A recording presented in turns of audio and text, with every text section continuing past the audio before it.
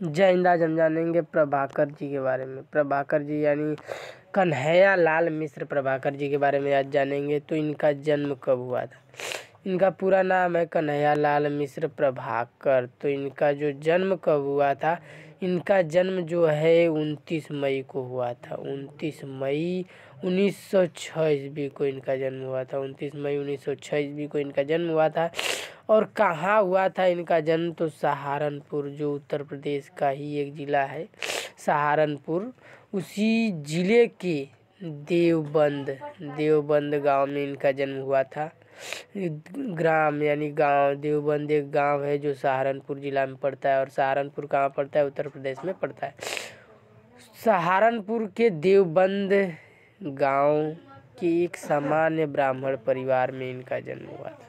सामान्य ब्राह्मण परिवार यानी न ज़्यादा गरीब थे न ज़्यादा अमीर थे। तो इनके पिताजी का क्या नाम था भैया? इनके पिताजी का नाम था पंडित रामादत्त मिश्र, यानी पंडित रामादत्त मिश्र इनके पिताजी का नाम था। इनकी जो आजीविका थी, आजीविका का मतलब होता है रोजी रोटी। इनकी रोजी रोटी क्या थी? पूजा पाठ। यानी पूजा पाठ जो कराते हैं पुरोहित लोग, यानी पंडित जी लोग, जो जिनको पुरोहित भी कहा जाता है, पूजा पाठ कराते हैं। तो यही इनकी रोजी रोटी थी, आजीविका थी।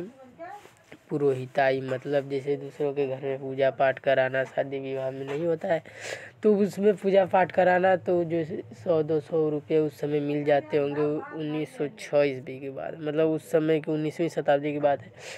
तो उस समय मिल जाते होंगे।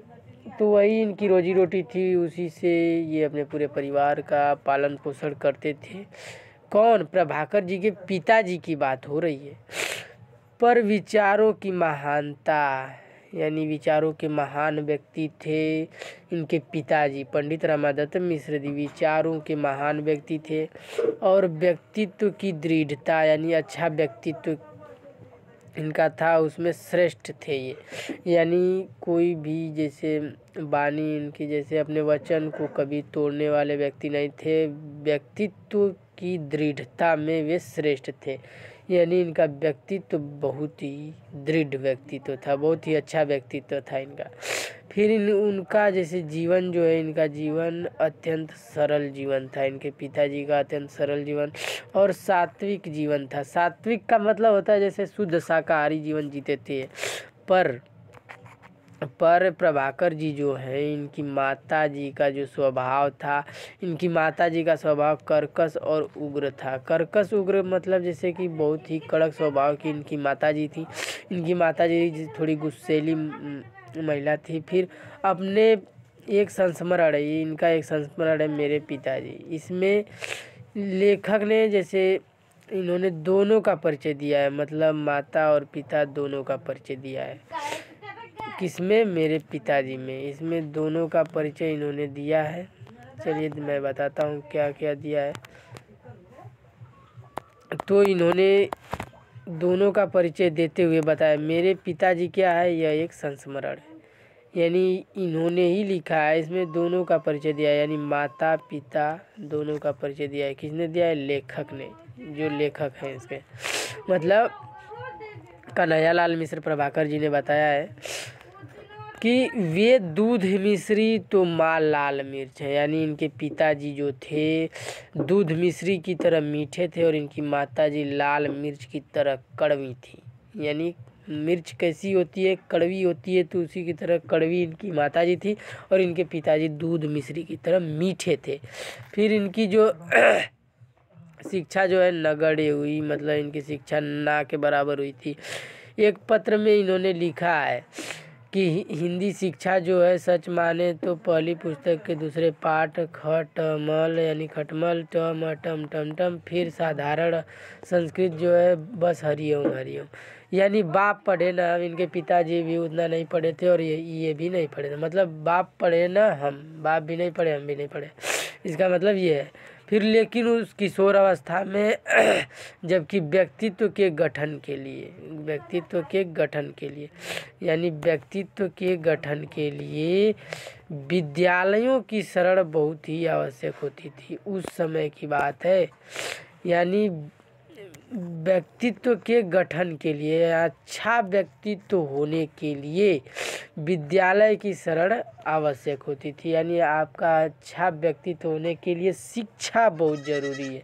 यानी शिक्षा का होना बहुत ही ज़रूरी है। अच्छा व्यक्तित्व होने के लिए शिक्षा शेरनी का दूध है। यानी प्रभाकर जी जो हैं, इन्होंने राष्ट्रीय संग्राम हुआ था, जैसे उसमें भाग लेना ही अधिक पसंद किया। इन्होंने राष्ट्रीय संग्राम में भाग लेना बहुत ही पसंद किया, क्योंकि राष्ट्रीय संग्राम क्या है आप लोग जानते होंगे, नहीं जानते हैं तो मैं बता रहा हूँ। 1857 से 1947 के का जो राष्ट्रीय संग्राम था, स्वतंत्रता संग्राम, यानी अंग्रेज़ों को भगाने का जो संग्राम हुआ था, उसमें भाग लेना इन्होंने बहुत ही अच्छा पसंद किया, बहुत ही अधिक पसंद किया, उसमें भाग लेना पसंद किया। क्योंकि जब ये खुर्जा के संस्कृत विद्यालय में पढ़ रहे थे, यानी खुर्जा के संस्कृत विद्यालय, खुर्जा क्या है, ये एक नगर है। कहाँ का नगर है? बुलंदशहर जो है ये उत्तर प्रदेश का ही एक ज़िला है, बुलंदशहर। उसी ज़िले के खुर्जा नगर में ये जब संस्कृत विद्यालय में पढ़ रहे थे, तब इन्होंने प्रसिद्ध राष्ट्रीय नेता मौलाना आसिफ अली का भाषण सुना। यह ऐसा क्या सुना इन्होंने कि जिसका इन पर इतना असर हुआ कि ये परीक्षा छोड़कर चले आए। सोच सकते हैं आप लोग क्या सुना होगा उस व्यक्ति से कि इन्होंने परीक्षा ही छोड़कर चले आए। उसके बाद इन्होंने अपना संपूर्ण जीवन राष्ट्र सेवा में लगा दिया, पूरा जीवन राष्ट्र सेवा में लगा दिया। ये सन 1930 से 32 यानी 2 साल इधर तक, फिर 1947 ये जो 42 है, 1942 में ये कहाँ रहे भैया? जेल में रहे। यानी 1930 से 32 तक, फिर 1942 में ये जेल में रहे, 2 साल इधर और इसमें 42 में जेल में रहे। और निरंतर राष्ट्र के उच्च नेताओं यानी देश के उच्च नेताओं के संपर्क में आते रहे। फिर इन्हें इनके राष्ट्रीय जीवन में इनके जो लेख हैं, जो लिखे हैं, इनके लेख जो है राष्ट्रीय जीवन के मार्मिक संस्मरणों, यानी इनके जीवन में जो घटित हुआ, इनके जीवन में जो जिस दौर से गुजरे, उनकी जीवंत झांकियाँ, इनके जीवन की झांकियाँ हैं, जिनमें भारत की जो स्वाधीनता के इतिहास के महत्वपूर्ण पृष्ठ भी है। स्वतंत्रता के बाद, यानी जब स्वतंत्र होने के बाद इन्होंने अपना पूरा जीवन 1947 में जब हम स्वतंत्र हुए, तो अपना पूरा जीवन पत्रकारिता में लगा दिया, यानी पत्रकार के जीवन जीने लगे स्वतंत्रता के बाद। फिर 9 मई सन 1995 ईस्वी को इस महान साहित्यकार का निधन हो गया। यानी 9 मई में भी इनका जन्म हुआ था, 29 मई को, और 9 मई को 1995 में इस महान साहित्यकार का निधन हो गया। यानी यह क साल तक जिए? 1906 में इनका जन्म हुआ था, तो यानी 1995 में मर गए, यानी देहांत स्वर्गवास हो गया इनका।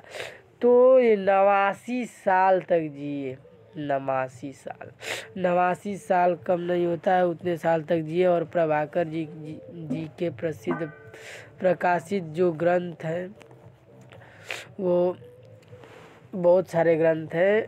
आज के लिए इतना ही। जय हिंद, वंदे मातरम।